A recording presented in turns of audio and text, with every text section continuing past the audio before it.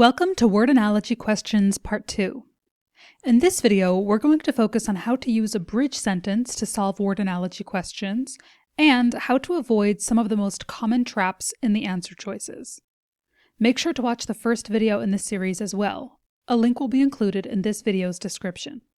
As we discussed in the previous video, when it comes to word analogy questions, the most important step is to identify the relationship between the two words. One of the most effective ways to clearly identify that relationship is by using a bridge sentence. A bridge sentence is one sentence that explicitly explains the relationship in the first pair of words. The more specific your sentence is, the harder it is for the test to trick you.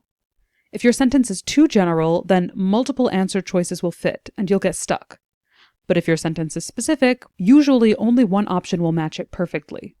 We'll take a look at a couple examples to see what that looks like. Example 1. Hangar is to airplane. You may start with a sentence like, an airplane is kept in a hangar. And technically that's true, but it's also weak because it's vague. A ship is kept in a port. A bird is kept in a nest. An automobile is kept in a garage. So if you stick with a sentence that general, you're going to end up with multiple reasonable answers.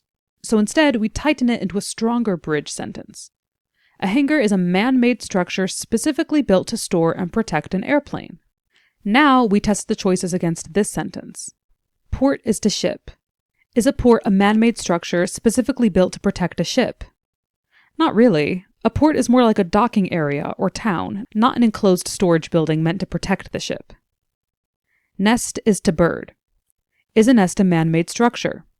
No, it's natural. Garage is to automobile. Is a garage a man-made structure specifically built to store and protect an automobile? Yes. This matches. This being the case, this is likely our answer, but we'll take a look at our final choice just to be sure. Road is to traffic. Is a road built to store traffic? No. So garage is to automobile is the only one that truly matches the relationship once we defined it precisely. Let's take a look at another example. Fragile is to crack. A weak sentence might be, fragile things crack. Again, true, but it's too broad. Flexible things bend, flammable things burn, sharp things cut. If your sentence is just, things with this quality do this, you're going to have more than one answer that seems to work. So instead, we make the bridge sentence more precise. If something is fragile, it is liable to crack or break, which is a form of damage or structural failure. Now we test each option against that specific idea. Flexible is to bend. If something is flexible, is it liable to bend? Yes, but bending isn't damage. Bending is what flexible things are meant to do, so this doesn't match up. Flammable is to burn. If something is flammable, is it liable to burn? Yes. And burning is destructive. It's damage. That matches our sentence. This being the case, this is likely our answer, but we'll take a look at the remaining choices just to be sure. Sharp is to cut. This one flips the direction. Sharp things don't get cut, sharp things do the cutting. This doesn't work. And pliable is to rubber. This one doesn't even match the structure. Rubber is a noun, not an action or a result. That leaves flammable is to burn as our final answer. The next tip is making sure to analyze each option carefully. Don't rush to the first answer that looks right.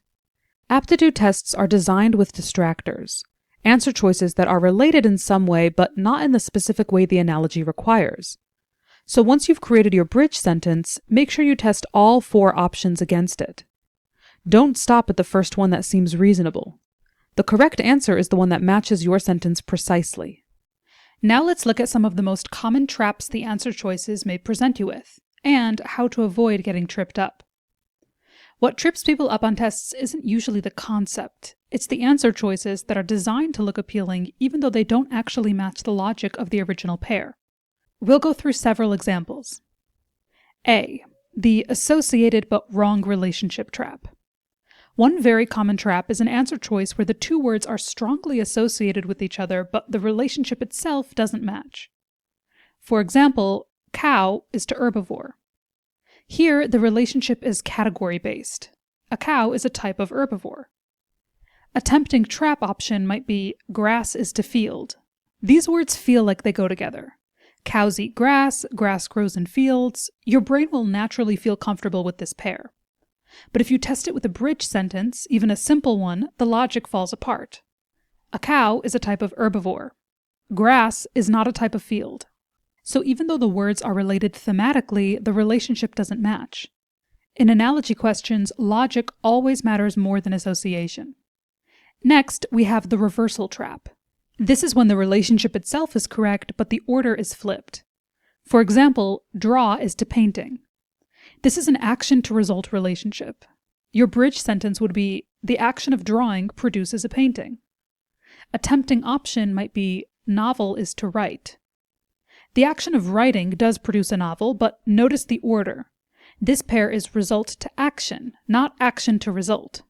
With the original pair being draw is to painting, then the correct structure would be write is to novel.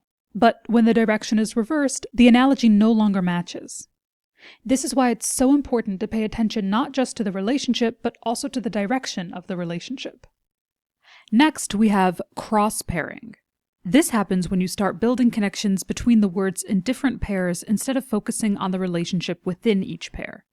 For example, bird is to fly.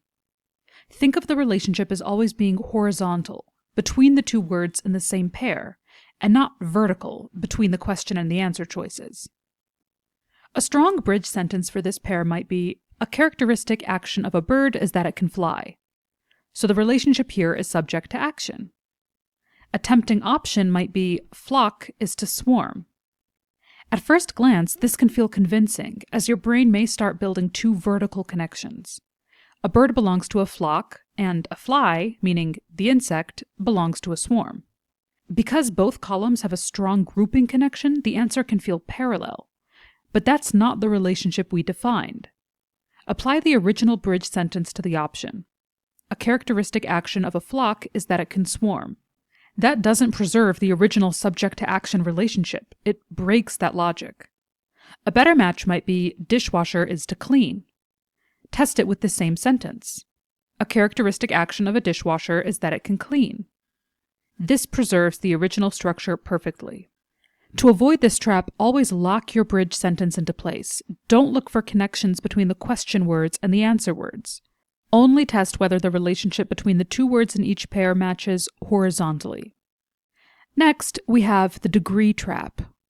Sometimes the relationship is about intensity, and the trap comes from getting the degree backward. For example, ecstatic is to happy. Here, both words describe the same emotional state, but with different intensity. Ecstatic is stronger than happy, so the relationship is extreme to moderate. A tempting option might be, good is to excellent. These words are related, but the order is wrong. Excellent is stronger than good, which makes this choice moderate to extreme, the opposite of the original pair. Even though the words themselves are good matches, the direction of intensity doesn't line up, so this option has to be eliminated. And finally, we have alternate meanings and homonyms. This trap involves words that have more than one meaning. If a pair seems confusing or nonsensical at first, that's often a sign that one of the words is being used in a less obvious way. Test makers usually use this trap in two main ways. Sometimes the word has a secondary definition that's less common, or other times a word can function as both a noun and a verb. For example, bank is to river. At first glance, many people automatically think of a bank as a financial institution. But that definition doesn't make sense here, as there's no connection to river. In this context, bank refers to the land alongside a river. Once you recognize that secondary meaning, the relationship becomes clear. If you don't stop to consider alternate definitions, it's very easy to miss relationships like this. Here's an example from the second category. Stalk is to plant. A stalk is part of a plant, so the relationship is part to whole. Because to stalk can also mean to follow someone secretly, a tricky option might involve the word follow, and that may be where your brain goes originally. But the presence of the word plant tells you immediately that stalk is being used as a noun, not a verb. And with that, we've finished up our review of word analogy questions part 2. We've looked at what bridge sentences are and how they help identify relationships, and what some common traps might be and how to avoid them. Make sure you've watched the first word analogies video, and as always, keep practicing.